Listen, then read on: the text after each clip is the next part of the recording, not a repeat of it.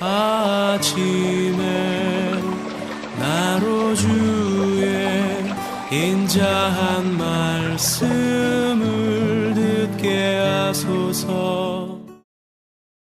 성도 여러분 안녕하세요. 화요일입니다. 오늘도 하나님의 사랑이 여러분들의 삶의 자리에 가득하기를 간절히 소망합니다.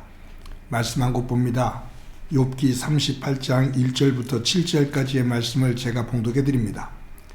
그때 여호와께서 폭풍우 가운데서 욥에게 말씀하여 이르시되 무지한 말로 생각을 어둡게 하는 자가 누구냐?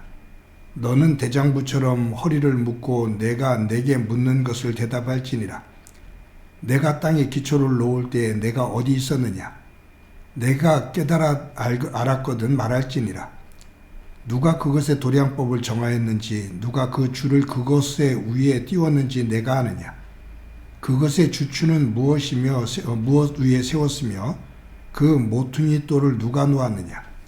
그때 새벽별들이 기뻐 노래하며 하나님의 아들들이 다 기뻐 소리를 질렀느니라. 아멘. 구약에 보면 하나님께서 하나님의 사람들에게 임하시는 장면이 나오는데, 하나님께서 임하셔서 말씀하실 때 여러 형태로 말씀을 하십니다. 그 가운데 하나가 하나님께서 세미한 음성으로 하나님의 사람에게 말씀하십니다. 그 대표적인 예가 열왕기상 19장에 나오거든요. 하나님께서 선지자 엘리야에게 말씀하실 때입니다. 엘리야가 아합 왕 이세벨, 그 아내인 이세벨이 이 엘리야를 죽이려고 할 때 엘리야가 겁에 질려서 호렙산으로 도망갑니다. 동굴에 들어가서 나오질 않아요. 그때 하나님께서 이 엘리야에게 임하십니다.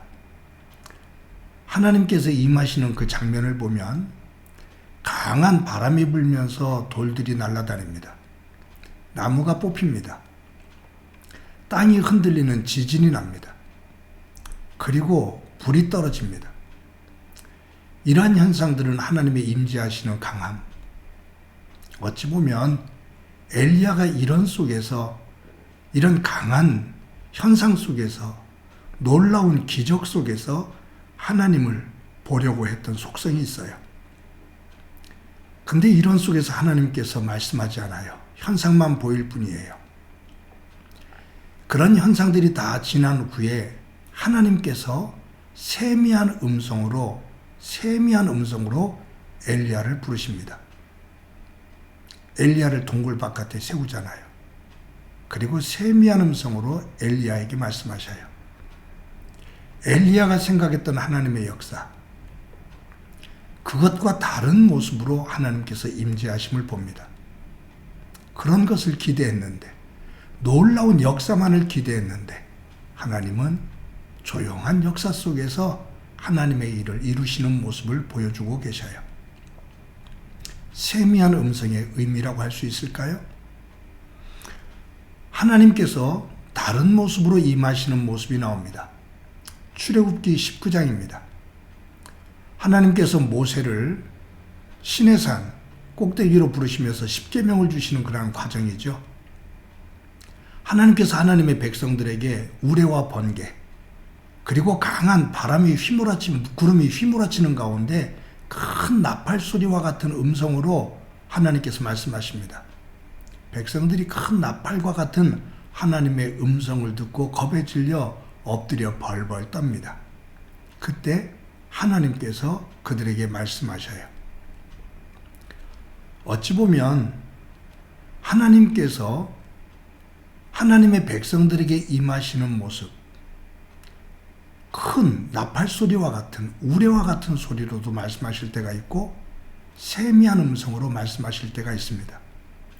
그런데 그 과정을 보면 분명히 그러한 현상을 통해서 우리에게 주시는 강렬한 메시지가 있다라는 것을 깨달을 수 있습니다. 여러분, 이제 욥기 38장입니다. 어제도 말씀드린 것처럼 욥기 전체 가운데 42장 가운데 3장부터 37장까지는 욥과 그 세 친구와 엘리후가 서로가 옳다라고 주장을 하면서 서로 다투고 갈등을 갖게 되는 와글와글한 사람의 소리로 가득 차 있어요. 그 소리가 끝났을 때, 사람의 소리가 끝났을 때 하나님께서 오늘 본문에 보니까 그때 여호와께서 폭풍우 가운데에서 욥에게 말씀하여 이르시되, 그러면서 무지한 말로 생각을 어둡게 하는 자가 누구냐 라고 말씀하시면서 임하셔요. 무지한 말로 생각을 어둡게 하는 자가 누구냐. 전부 다가 지혜롭다라고 생각했던 사람들이거든요. 욥도 그의 세 친구도 엘리후도 당대 자기가 가장 지혜로운 사람이라고 생각을 한 거예요. 그런데 하나님은 무지한 자더라고. 아는 것이 없는 자들이라고. 아는 것이 없는 자들이 말을 하기 시작하니 내 뜻, 하나님의 뜻을 어둡게 만들고 있다라고 하나님께서 호통을 치시는 것이에요. 알지도 못하면서, 제대로 알지도 못하면서 뭘 그렇게 떠들고 있냐라고 말씀하시죠. 아마 이러한 모습은, 이러한 말씀은 지금도 이 큐티를 하고 있는 저에게도 하나님께서 들려주시는 것 같아요. 제대로 하는 것도 많지 않으면서 뭘 그렇게 말을 많이 하냐고. 그런데 여러분들과 큐티를 나누다 보니, 나누려 하니 이 말을, 말씀을 함께 나눌 수밖에 없는 상황이죠. 어떨 때는 저번에도 말씀드린 것처럼 말을 많이 하는 것보다 침묵, 조용히 내 내면의 세계를 돌아보는 것이 더 깊을 수도 있는데 말입니다. 여러분, 욥과 세 친구와의 엘리후, 그들에게는 한결같은 부분이 있어요. 공통점이 교만입니다. 자기가 가장 똑똑하다, 잘 안다라고 생각하는 거예요. 교만은 멸망의 선봉장이라고 합니다. 하나님께서 하시는 말씀이에요. 왜 그러냐 하면 교만은 하나님의 뜻을 자꾸 왜곡시킵니다. 교만은 하나님의 뜻을 중심으로 움직이는 것이 아니라 자기 중심, 자기 생각을 중심으로 움직이는 거거든요. 그 대표적인 예가 하나님께서 아담과 하와에게 선악과를 따먹으면 너 정령 죽는다? 분명히 죽는다? 라고 말씀하셨어요. 근데 사탄의 유혹을 받은 아담과 하와가 뭐라고 말하냐면 저 선악과를 따먹으면 죽을까 하노라 하셨어. 죽을까 한다? 죽을 수도 있고 안 죽을 수도 있다 그 말이에요. 근데 그 말을 딱 받아서 사탄이 뭐라고 말하냐면 선악과를 따먹어봐. 결코 죽지 않아. 라고 말해요.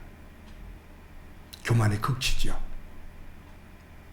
하나님의 말씀이 있는데 거기서 교만을 떨면 그 하나님을 자꾸 자기중심적으로 비틉니다. 왜곡시켜요. 교만의 극치로 가면 하나님의 대척점에 서게 됩니다. 너 분명히 죽는다? 내 말을 어기면 분명히 죽어? 근데 사탄은 아니, 분명히 결코 죽지 않아. 교만은 멸망의 선봉장이다. 사랑하는 성도 여러분, 저와 여러분들의 삶의 자리가, 우리의 생각이 오늘도 교만함 속에서 하나님의 생각과 하나님의 뜻을 비트는 일이 없이, 하나님으로부터 멀어지는 일이 없이 도리어 나의 어리석음을 깨닫고 하나님 앞에 무릎을 꿇으며 그분 말씀 앞에 조용히 나가 하나님의 말씀이 말씀이 되어지는 삶이 되기를 소망합니다. 하나님의 말씀을 내 생각을 가지고 비트는 것이 아니라 비틀려진 내 생각을 하나님의 말씀을 가지고 바르게 펼 수 있는 그와 같은 하루의 삶을 살며 하나님과 동행하는 복된 삶이 되어지기를 간절히 소망합니다. 한번 기도합니다. 하나님 아버지, 오늘도 하루를 살아갈 때 내 생각을 가지고 하나님의 말씀을 흐트러뜨리는 그러한 삶이 아니라 비틀어지고 흐트러진 내 삶을 하나님의 말씀으로 바르게 정리하며 세워가는 소중한 날이 되도록 은총 베풀어 주옵소서.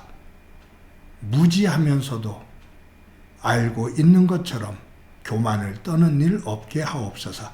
함께해 주시리라 믿고 예수님의 이름으로 기도드립니다. 아멘.